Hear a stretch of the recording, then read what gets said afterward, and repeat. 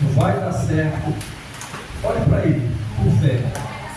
Pegue na mão dele e assim: vai dar certo, vai dar tempo e vai ter festa.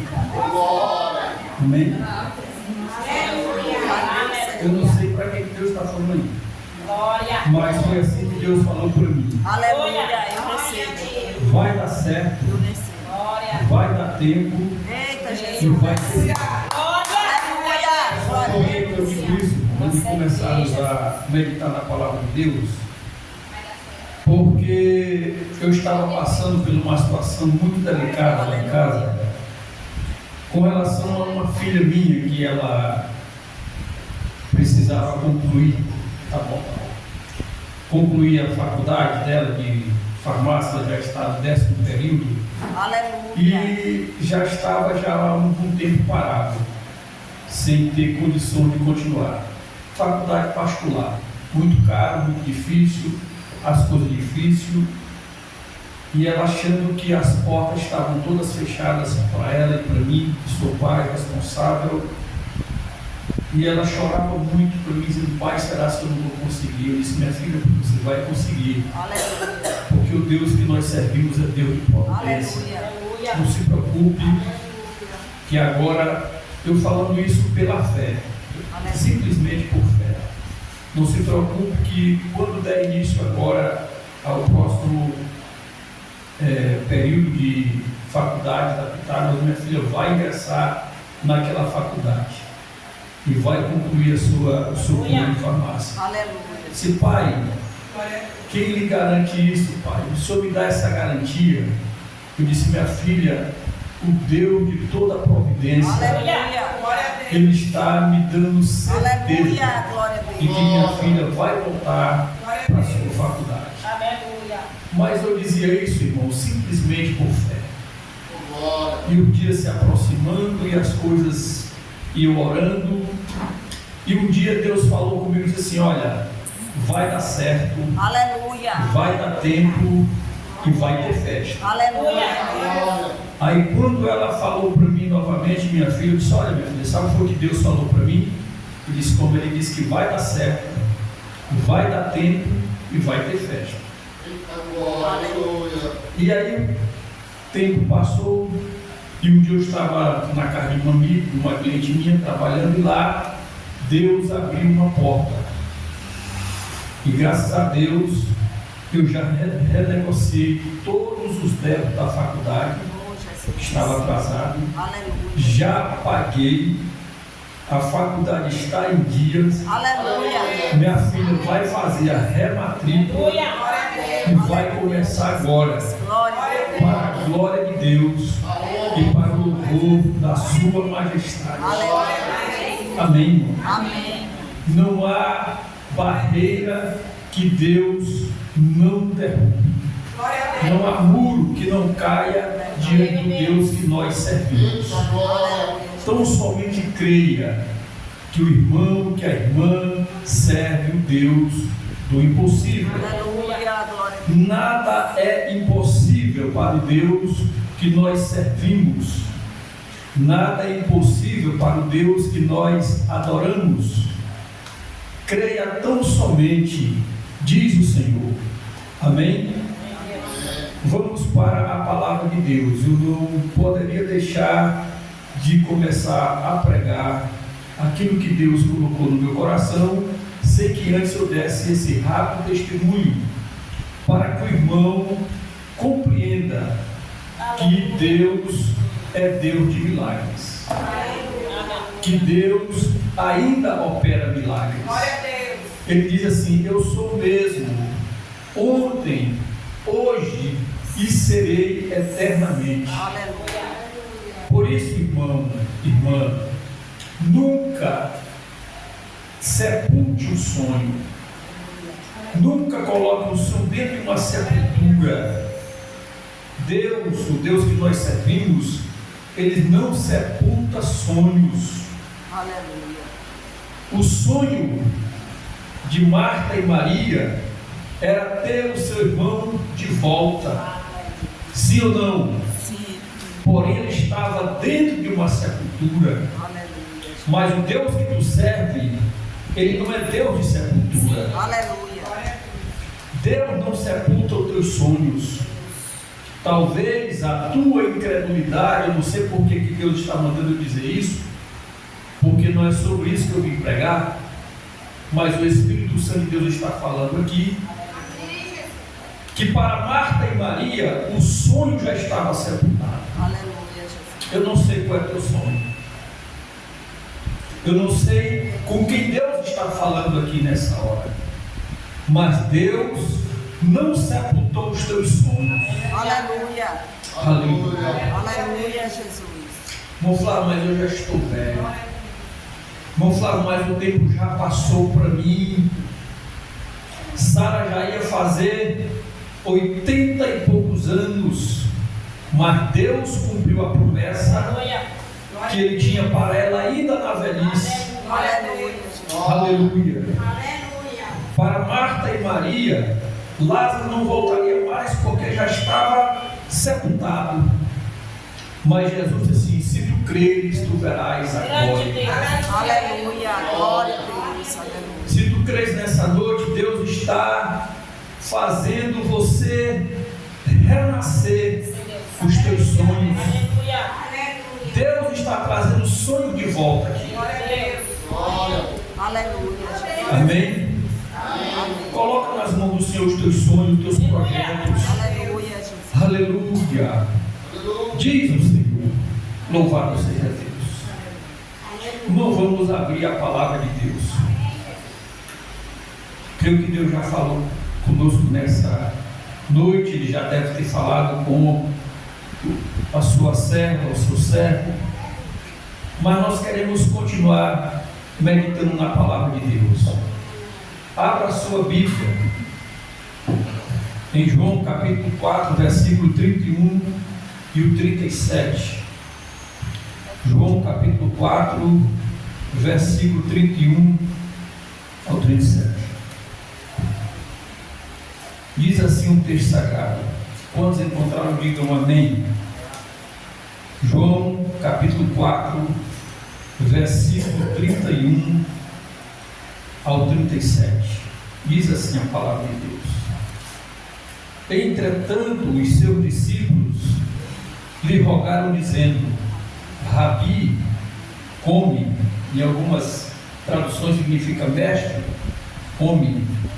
Porém ele lhe disse: uma comida tenho para comer que vós não sabeis. Então os discípulos diziam uns para os outros: trouxe-lhe porventura alguém algo para comer? Jesus disse: a minha comida é fazer a vontade daquele que me enviou e realizar a sua obra. Não dizei vós que ainda há 4 meses até que venha a ceifa? Eis que eu vos digo: levantai os olhos e vede as terras que já estão brancas para a ceifa. E o que ceifa recebe galardão e ajunta fruto para a vida eterna, para que assim o que semeia como o que ceifa, ambos se regozijem. Porque nisto é verdadeiro o ditado, que um é o que semeia e o outro é o que ceifa. E eu vos enviei a ceifar onde vós não trabalhastes. Outros trabalharam e vós entraste no seu trabalho. Amém? Louvado seja o nome do Senhor.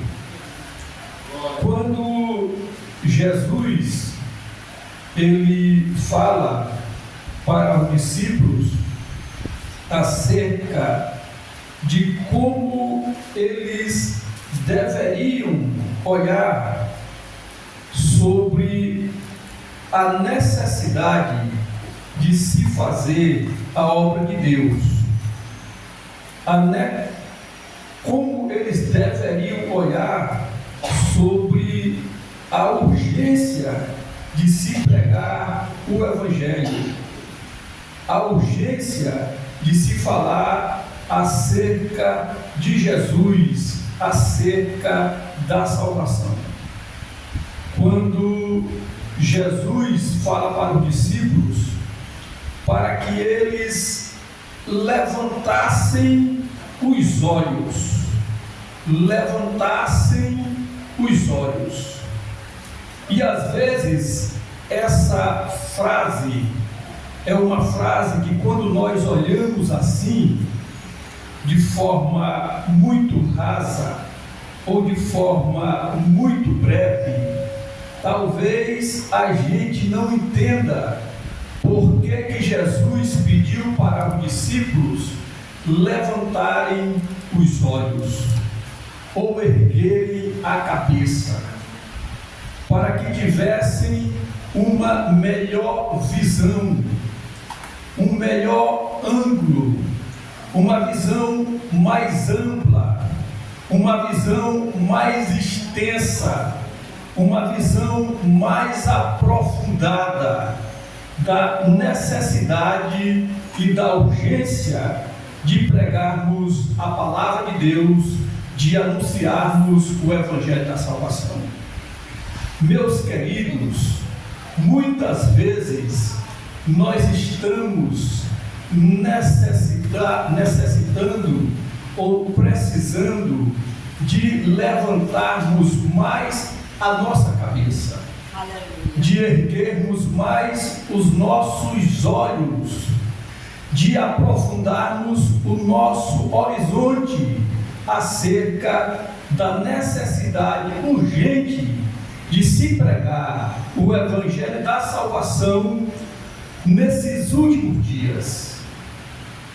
Quando Jesus disse ergue a cabeça para os discípulos, ou levantem a cabeça, ou ergam os olhos, Jesus estava dizendo que os discípulos estavam perdendo a visão acerca da necessidade de se pregar a palavra de Deus.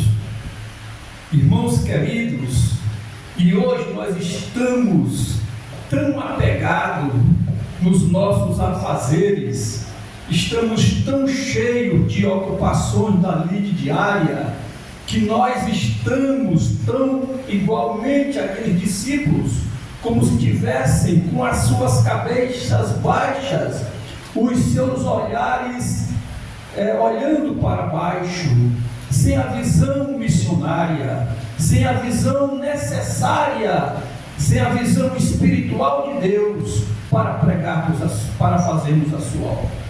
Os discípulos estavam passando por essa situação, e talvez muitos de nós nessa noite também estamos passando por ela.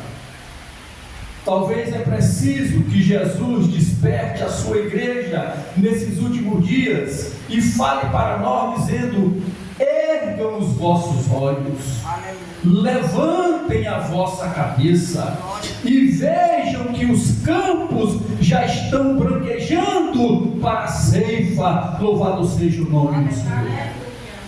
E muitas vezes nós estamos olhando para as coisas tão pequenas, estamos nos ocupando com coisas talvez que não tenha a menor significância ou importância dentro da tão grande obra que Deus concedeu para a sua igreja. Olha, irmãos, uma coisa que me chama a atenção é quando Jesus diz assim: olha, não foi vós que me escolhestes, mas foi eu que vos escolhi, para que vá e dê fruto, e este fruto permaneça. Louvado seja Deus para sempre. Irmãos, quando eu começo a pensar, a meditar acerca do olhar de Jesus, como Jesus olhava, como Jesus percebia, qual era o sentimento que movia o coração de Jesus a olhar para alguém. Irmãos, a Bíblia diz que o sentimento que movia o coração de Jesus para olhar para alguém era o sentimento de íntima compaixão. Louvado seja Deus para sempre.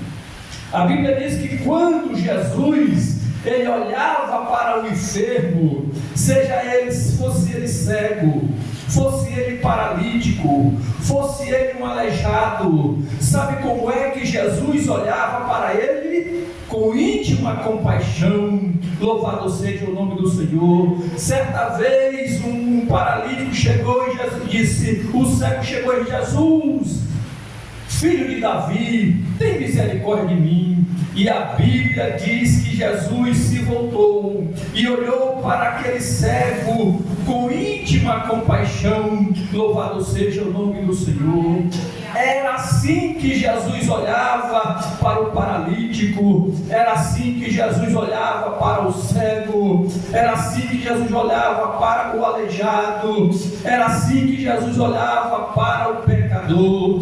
Foi assim que Jesus olhou para aquela mulher que foi pega em um ato de adultério. A Bíblia diz que Jesus olhou para aquela mulher com o seu coração cheio de íntima compaixão, e ele perguntou para os acusadores e disse, aquele que não tem pecado aí, que atire a primeira pedra. E eles foram se saindo sem ter como acusar aquela pecadora. Talvez se Jesus não tivesse num coração movido de íntima compaixão por aquela pecadora que foi pega em pecado, em ato de adultério, talvez Jesus estivesse na mesma situação daqueles escribas e fariseus e que queriam apedrejar aquela mulher. Mas por Jesus ter um olhar diferente, por Jesus ter um olhar de amor,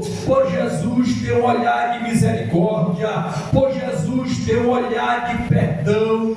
Ele olhou para aquela mulher e disse, olha, cadê os teus acusadores? Cadê aqueles que te condenam? Ela olhou e disse, Jesus, eu não sei, eles já saíram. Jesus, olha, pois agora eu também não te condeno, porém vá e não peque mais. Louvado seja o nome do Senhor.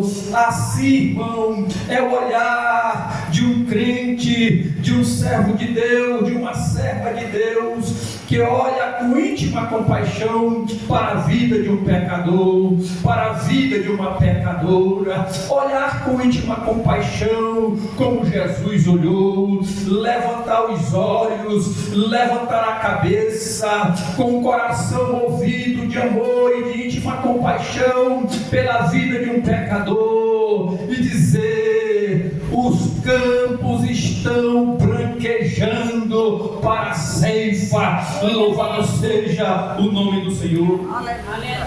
Qual tem sido o nosso olhar para o pecador? Será se o meu olhar para o pecador tem sido o mesmo olhar de Jesus? Um olhar cheio de íntima compaixão. Olha, irmãos, hoje eu assisti no jornal, eu fiquei triste, e com a declaração de um repórter, triste e ao mesmo tempo preocupado. O que foi, irmão Flávio? Irmãos, ele disse assim, uma mulher viciada em droga, prostituta, moradora de rua, totalmente escravizada pelo diabo, dominada pelo pecado, desprezada pela sociedade, desprezada pela família, abandonada, e que ela tinha tido uma briga lá na convivência dela no meio daquelas pessoas, e ela foi esfaqueada. Estava agora ali no hospital, e o repórter, quando terminou de fazer aquela cobertura, sabe o que foi que ele disse, meus irmãos? Ele disse assim, olha como o olhar do mundo é diferente do olhar de Jesus. Porém, irmão, o meu olhar como igreja não pode ser igual ao olhar do mundo para o pecador. O meu olhar como igreja tem que ser o mesmo olhar de Jesus. E olhei para aquela mulher, irmão, com um olhar de íntima compaixão. Porém, aquele repórter, ele não olhou assim. Sabe por quê?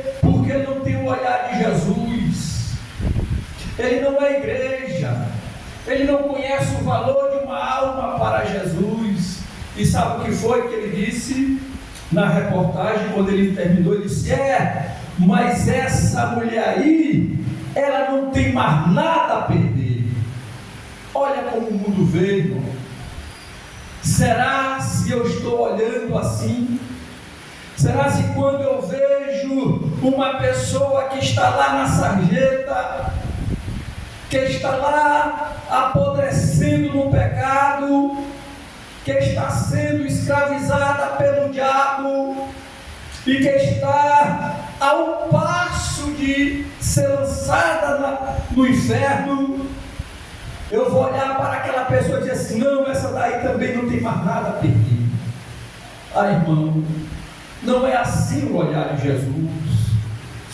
Se Jesus olhasse para aquela mulher como de fato ele está olhando, Jesus olharia para ela com um olhar de íntima compaixão. Louvado seja o nome do Senhor. Aleluia. Mas infelizmente, irmão, o mundo em que nós estamos vivendo não estão olhando para as pessoas com o olhar de Jesus. Não estão olhando para as vidas que estão sendo escravizadas pelo diabo com o olhar de Jesus. Os nossos corações precisam se mover de íntima compaixão pelas almas que estão sendo levadas para o inferno. Porque foi assim que Jesus olhou para aquela pecadora. Foi assim que Jesus pediu que os discípulos levantassem a sua cabeça e olhassem que os campos estavam branquejando para a ceifa. Louvado seja o nome do Senhor. Quando estão entendendo, levante suas mãos assim e glorifique e exalte o nome do Senhor. Aleluia. Eu fui visitar uma irmã, fui levar a ceia dela. Não sei se foi mais o irmão Nil, ou se foi mais o outro irmão. Não sei se foi mais o irmão Pelé. E esta irmã, ela passa por um problema muito difícil, com um filho drogado dentro de casa. Quebra tudo, destrói tudo. Foi contigo, não foi? E quando nós falamos, não sei se dessa vez foi com o Ronil, porque outras vezes eu já falava com ele. E aí, uma certa oportunidade, quando eu estava lá, servindo a ceia da irmã, ele estava lá. E eu comecei a olhar para ele com um olhar de íntima compaixão, porque eu sabia que aquilo era uma vida que precisava ser liberta. Aleluia. Então, eu comecei a falar do amor de Deus para ele, a pregar Jesus para ele, falar de Jesus, do amor de Jesus. E quando eu terminei de falar, ele estava com os olhos cheios d'água. A palavra tinha tocado no coração daquele homem. E aí eu saí dali com um propósito no meu coração de colocar aquele homem escravizado pelas drogas e pelos pecados debaixo dos meus joelhos e apresentá-lo a Deus com um coração cheio de íntima compaixão pela vida dele. Louvado seja o nome do Senhor. E assim tem sido. Todas as vezes que eu vou orar, eu me lembro dele e apresento ele para o Senhor, com o meu coração quebrantado, com o meu coração cheio de íntima compaixão pela vida dele, dizendo: Jesus, tem misericórdia daquela vida. Jesus, ele é importante para ti. Jesus, liberta ele da escravidão das drogas, da escravidão do pecado. Aleluia. A Bíblia diz que muito pode a oração de um justo. Sabe por quê, irmãos, que eu senti no meu coração esse desejo? Aleluia! Porque eu também sei que esse é o desejo de Jesus para com a vida dele. Todas as vezes que o irmão for pensar sobre alguém, coloque o sentimento de Cristo dentro do teu coração e diga assim: será como era que Jesus olharia para ele? Como é que Jesus está olhando para ele? Se Jesus está olhando para esta vida com amor e com misericórdia, eu também vou olhar para ele assim. Porque, irmãos, a Bíblia diz: sede, pois, imitadores de Deus, como filhos amados. Louvado seja o nome do Senhor. E sabe quando é que eu passo a ser verdadeiramente o imitador de Cristo? Quando o meu coração se enche de íntima compaixão e de amor pela vida de um pecador. Louvado seja Deus para sempre. Foi por esse pecador que Jesus morreu na cruz. Foi por esse pecador que Jesus disse assim: Pai, a obra está consumada e em tuas mãos eu entrego o meu espírito. Louvado seja Deus para sempre. Quantos estão entendendo assim, digam glória a Deus. Louvado seja o nome do Senhor. Aleluia. Sabe por que eu estou pregando, irmãos, nessa noite? Vocês sabem por que eu estou aqui pregando a palavra de Deus? Porque um dia Jesus olhou para mim com um olhar de íntima compaixão, estendeu sobre mim as suas misericórdias. Aleluia. Certa vez quando eu aceitei Jesus, irmãos, eu não estava nada bem. Os irmãos não pensem que Jesus, quando ele liberta alguém, quando ele transforma alguém, a vida daquela pessoa está às mil maravilhas, não. Se os irmãos olharem a história das vidas que Jesus transformou, todas elas eram vidas fracassadas. Todas elas eram vidas de derrota. Se você aceitou Jesus passando por uma situação boa, parabéns. Se você aceitou Jesus quando as coisas estavam tudo bem na sua vida, parabéns. Você é um felizardo. A irmã também é uma felizarda. Se você, quando Jesus te encontrou, as coisas estavam bem, você estava bem com a família, bem com o esposo, com a esposa, a situação financeira estava bem, parabéns por isso. Mas a maioria das pessoas que se encontraram com Jesus estavam vivendo uma vida fracassada, estavam vivendo uma vida de derrota, estavam no fundo do poço, mas olharam para aquele que o coração dele é cheio de íntima compaixão, olharam para Jesus. Louvado seja o nome do Senhor. E um dia eu estava, irmão, já estou encerrando. E um dia eu estava na rua, saí final de semana para o mundo, para desfrutar os prazeres que o mundo dá. E quando eu vinha retornando e cheguei em casa, eu olhei para dentro de mim e vi que eu estava totalmente sendo destruído pelo mal, que eu estava sendo destruído pelo pecado, que a minha vida não tinha sentido algum, que eu não era digno de nada daquilo que Deus estava me dando, e que eu era um trapo, que eu era um lixo, que eu era nada mais do que aquilo que diz a palavra de Deus, que Ele pega o pobre necessitado lá do monturo e o faz se assentar com os príncipes do seu povo. Aleluia. Eu era um pobre necessitado. Eu vivia no monturo do lixo, do pecado, sem Deus, sem Pai, sem salvação. A Bíblia diz que eu era um pobre, cego, miserável e nu. Aí eu cheguei em casa me sentindo assim, pobre, cego, miserável e nu, como diz a palavra de Deus. E quando foi pela manhã, eu abri assim a janela e olhei para o céu e Jesus me ajuda. Eu não quero mais viver pecando contra ti, Senhor.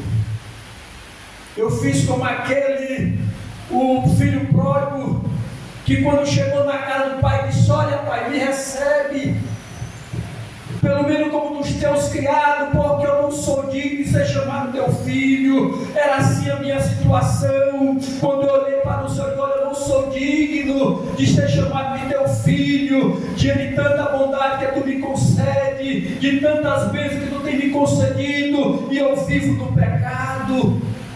Me ajuda. Me dá uma chance. Tem misericórdia de mim, Senhor, porque eu não quero mais viver pecando contra Ti. Olhando para o céu, eu clamei ao Senhor. Aleluia. E aí se cumpriu em mim a palavra de Deus. Lá no Salmo 40, diz assim: esperei com paciência no Senhor, e Ele se inclinou para mim, quando eu clamei por socorro. Ele me tirou de um charco de lodo, de um lamaçal de pecado, e firmou os meus pés sobre uma rocha, e o nome dessa rocha é Jesus. Louvado seja o nome do Senhor. Quando estão com os pés firmados nessa rocha, levante suas mãos assim e glorifique a Deus. Aleluia. Aí eu fui na casa da irmã Rita, que era crente. Não sei se os irmãos conhecem aqui. Ela mora na Gonçalves Dias. Ela é mãe da irmã Érica, que é esposa do pastor Roberto. Ela é minha vizinha. Eu disse: irmã Rita, como é que faz para ser crente? Irmão, eu estava querendo Jesus. Naquele dia Jesus tinha que mudar a minha história, porque eu não estava mais suportando a vida de escravidão na sarjeta do pecado. Jesus, quando eu estava orando para Ele, clamando, o Espírito Santo falou no meu coração, dizendo: vai ser crente, vai ser crente. Em outras palavras, o Espírito Santo estava dizendo assim: aceita Jesus. Aleluia. Aí eu cheguei na casa da irmã Rita de manhã e disse: irmã Rita, como é que faz para ser crente? Numa segunda-feira. Ela disse: meu filho, ao invés dela orar logo por mim, não era? Tu quer ser crente? Quero. Pô, te ajoelha, era ligeirinho, eu me ajoelhava.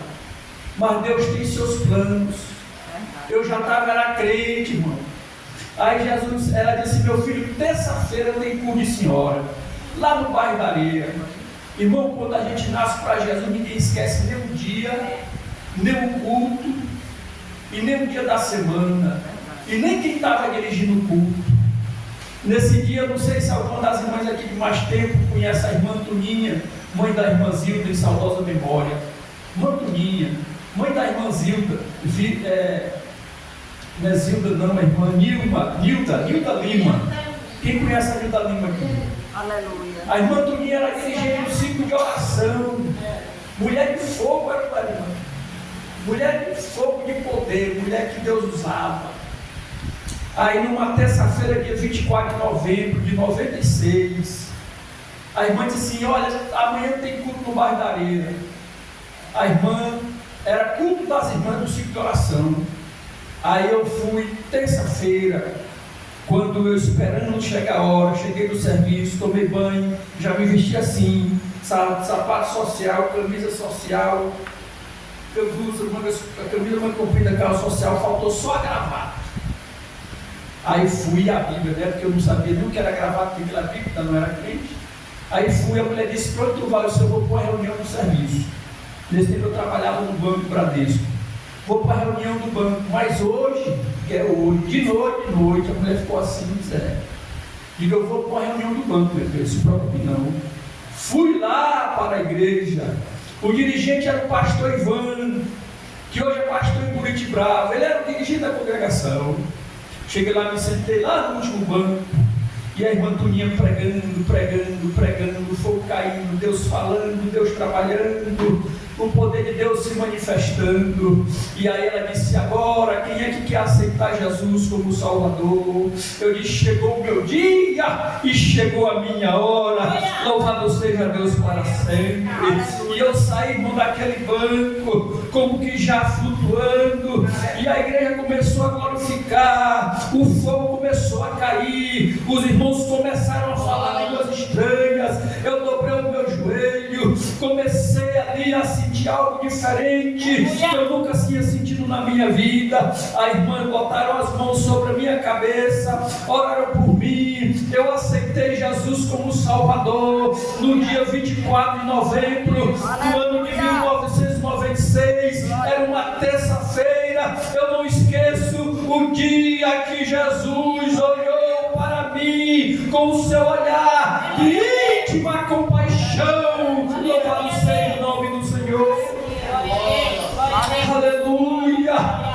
Jesus olhou para a tua vida com um olhar de íntima compaixão, teve misericórdia da tua vida, te lavou com o seu sangue, perdoou os teus pecados, escreveu o teu nome no livro da vida, te deu um novo cântico na tua boca, mudou a tua história, e hoje tu és um servo de Deus, uma serva de Deus. Louvado seja Deus para sempre. Aleluia. Como é bom, irmão, ser crente, como é bom servir Jesus, como é bom adorar a Deus, glorificar a Deus, entregar a vida nas mãos do Senhor. Aleluia. Louvado seja Deus para sempre. O olhar de Jesus é o olhar de íntima compaixão. Quando Jesus olhava, ele também sentia, irmão, uma necessidade muito grande acerca da seara. Olha, irmãos, a seara continua grande. Uma coisa que me chama a atenção nesse texto, eu já estou encerrando, irmão. Uma coisa que me chama a atenção nesse texto é que os discípulos ainda estavam se preocupando, irmão, com o tempo de colheita. Irmãos, aí quando nós falamos acerca de plantação, quando nós falamos acerca de lavoura, nós corremos um risco muito grande. Quem tratou roça aqui sabe. Muita gente aqui não tratou, mas eu tratei, irmão, sou filho de lavrador. E quando nós vamos fazer uma colheita antes do tempo, nós corremos o risco de botar aquela colheita a perder. Sim ou não? Sim. Nós corremos o risco, irmão, porque ainda não chegou o tempo da colheita. Talvez ainda esteja verde, talvez ainda não esteja madura no tempo correto da colheita. Mas quando Jesus mostra a necessidade da colheita espiritual, de ganharmos almas para Jesus, Deus não estabelece tempo, épocas ou estações. Ele diz assim: trabalhai enquanto é dia, porque vem noite quando não se pode mais trabalhar. Ele desperta isso para os discípulos, falando acerca do tempo da colheita. Ele só não dizeis vós que ainda há 4 meses até que venha a ceifa. Vocês estão pensando que a colheita do reino de Deus é assim? Esperar o tempo certo ou o tempo bom para ceifar? Não! A colheita do reino de Deus, ela requer urgência. Louvado seja Deus para sempre. Era isso que Jesus estava querendo falar para os discípulos, acerca da urgência de pregarmos a palavra de Deus, de anunciarmos o evangelho da salvação. Glória a Deus. Aleluia. E às vezes, irmão, a gente fica esperando o tempo bom, né, irmão Esmeralda, para pregar o evangelho. Jesus não via assim. Às vezes eu digo: não, se der amanhã eu vou. Não é assim? Eu ainda digo assim: se der. Chega o dia do Plano Salvador, há tempo e há fora de tempo. Se der, eu vou do Plano Salvador. Se der, eu vou no trabalho de evangelismo que o pastor está chamando agora a igreja. Irmãos, quando nós chegamos em um culto de domingo é uma maravilha. Muita gente na igreja para adorar a Deus, e eu glorifico a Deus, e eu quero é que dê mais ainda. Eu quero é que aquele tempo da copa seja pequeno, dia de domingo, para que as pessoas possam adorar e glorificar o nome do Senhor. Mas por outro lado, eu me entristeço quando tem um trabalho de evangelismo, às vezes no mesmo domingo à tarde, uma igreja que congrega mais de 200, 300 crentes à noite, quando é à tarde tem 10 crentes evangelizando, 10 crentes saindo nas ruas para pregar a palavra. E cadê a igreja? Sabe por quê, irmãos? Porque porque muitos estão com o olhar de Jesus. Aqueles 10, 15, 20 que estão ali é porque estão olhando como Jesus. A urgência, a necessidade, que não há como esperar mais. Ele diz: olha, vocês estão dizendo aí que falta ainda 4 meses para a ceifa, mas eu quero dizer para vocês: olha para os campos, levantem os vossos olhos, levantem a cabeça e vejam que os campos já estão branquejando para a ceifa. Louvado seja o nome do Senhor. Jesus está falando dessa necessidade, mas muitos na igreja estão com o olhar dos discípulos, ainda esperando o tempo para colher. Não, ainda falta ainda 4 meses para o verão. Eu não evangelizei no inverno por causa da chuva, mas quando chegar o verão, eu vou evangelizar. E aí termina o verão, o inverno chega o verão. Eita, mas o sol está muito quente, não vai dar para evangelizar. Mas quando terminar o verão, que for começar o inverno, eu vou evangelizar. E fique esperando o tempo, irmão, e nunca vai evangelizar. Nunca ganhe uma alma para Jesus. Mas Jesus fala através da sua palavra. Olha, vocês estão dizendo aí que falta ainda 4 meses para a ceifa. Não, a ceifa é agora. Sabe por quê, irmão, que Jesus dizia isso? Porque Jesus, ele vai voltar. Aleluia. Isso aí não é conversinha não, irmão. Jesus vai voltar. Aleluia. E quando Jesus voltar, o maior número de salvos ele quer arrebatar. Vocês sabem disso?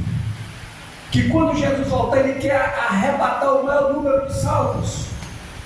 Mas para que ele possa arrebatar o maior número de salvos, nós temos que pregar o Evangelho. Sabe por quê, irmão? Porque Jesus, quando ele construiu a sua igreja, só para fechar, Jesus, quando ele construiu a sua igreja, ele falando acerca da porta, para que essa porta se abrisse para as pessoas entrarem no reino de Deus, para que as pessoas pudessem alcançar a salvação. O que é que Jesus diz para o apóstolo Pedro? Abra a sua Bíblia aí, para nós encerrar. Mateus capítulo 16, versículo 3 ao 19. Mateus capítulo 16, versículo 13 ao 19. Se eu não estiver enganado acerca da referência. Mateus 16, capítulo 13 ao 19. Diz assim o texto sagrado: E chegando Jesus à parte de Cesareia, vou só ler, irmãos, de Filipe, interrogou o seu discípulo, dizendo: Quem diz os homens seu filho do homem? Observe. E eles disseram: um João Batista, outros Elias, outro Jeremias, ou um dos profetas. E disse ele: E vós, que dizeis que eu sou? Quando Jesus faz essa pergunta, e vós, que dizeis que eu sou, ele está fazendo essa pergunta para a igreja, para aquela que tem o conhecimento acerca de Cristo, acerca de Deus. E Simão Pedro como igreja, Simão Pedro como líder da igreja, ele diz assim, olha, e Simão Pedro respondeu, disse: Tu és o Cristo, o Filho do Deus vivo. Você sabe por que hoje nós sabemos que Jesus é o Cristo? Porque foi nos revelado. Aí quando Jesus responde, disse: Bem-aventurado és tu, Simão Bar-Jonas, porque tu não revelou a carne no meu sangue, mas meu Pai que está no céu te revelou. Pois também eu te digo que tu és Pedro, e sobre esta pedra edificarei a minha igreja, e as portas do inferno não prevalecerão contra ela. Aí bem que entra o grande segredo daquilo que Deus entregou na minha mão, daquilo que Deus entregou na mão de Pedro, naquilo que Deus entregou na mão da igreja. E o que foi, irmão Flávio? Deus disse assim: olha, e eu te darei a chave do reino dos céus, e tudo que ligares na terra terá sido ligado nos céus, e tudo que desligares na terra será deles desligado nos céus. Irmão Flávio, que chave tão importante é essa que liga e desliga o céu? O nome dessa chave se chama Evangelho da Salvação. Louvado seja o nome do Senhor, que Cristo entregou essas chaves para a igreja pregar a palavra. Louvado seja Deus para sempre. Olha, Pedro, eu vou te entregar essa chave, eu vou te entregar o meu evangelho. Olha, igreja, eu vou entregar para vocês a responsabilidade, aleluia, de anunciarem a salvação em Cristo Jesus, nosso Senhor. Quando os discípulos estavam, a Bíblia diz, irmãos, já fechei a Bíblia diz que é tão importante a mensagem da salvação, a mensagem do Evangelho para ser pregada, que a Bíblia diz que quando Jesus ressuscitou, ele passou, sabe quantos dias com os discípulos? Não quero testar a igreja. Quantos dias, igreja? 40 dias. E o que foi que Jesus ficou fazendo nesses 40 dias com os discípulos? Indo para a churrascaria? Ensinando. Comendo pizza? Não, porque naquele tempo não tinha, né? Não? Porque naquele tempo Não foi assim, não? Não foi aqui para o shopping? Não tinha essa. Também não tinha nesse tempo. E se fosse hoje, ele tinha ido? Não? Ele tinha ido para a pizzaria Blitz? Não, ele ia terminar de evangelizar porque está todo mundo incrédulo. Precisando, né? A Bíblia diz que ele passou a irmã até para casa agora. A Bíblia diz que Jesus passou 40 dias falando das coisas concernentes ao reino de Deus. Aleluia. E a Bíblia diz que depois de ter passado 40 dias falando acerca das coisas concernentes ao reino de Deus, qual era o interesse dos discípulos, irmãos, depois que Jesus passou esses 40 dias falando acerca do reino de Deus? Era de pregar o Evangelho? Era de ganhar almas para Jesus? Não. Os discípulos estavam preocupados quando é que Deus estabeleceria o seu reino. Sim ou não? Sim. Depois que Jesus passou 40 dias falando acerca do reino de Deus, e eu creio que naqueles 40 dias Jesus deu uma aula de evangelismo, para que eles saíssem pregando a palavra. Mas eles fizeram assim: Senhor, quando tu estabelecerás esse teu reino? Quando é? Estavam interessados mais era no reino do que nas pessoas que estavam lá fora.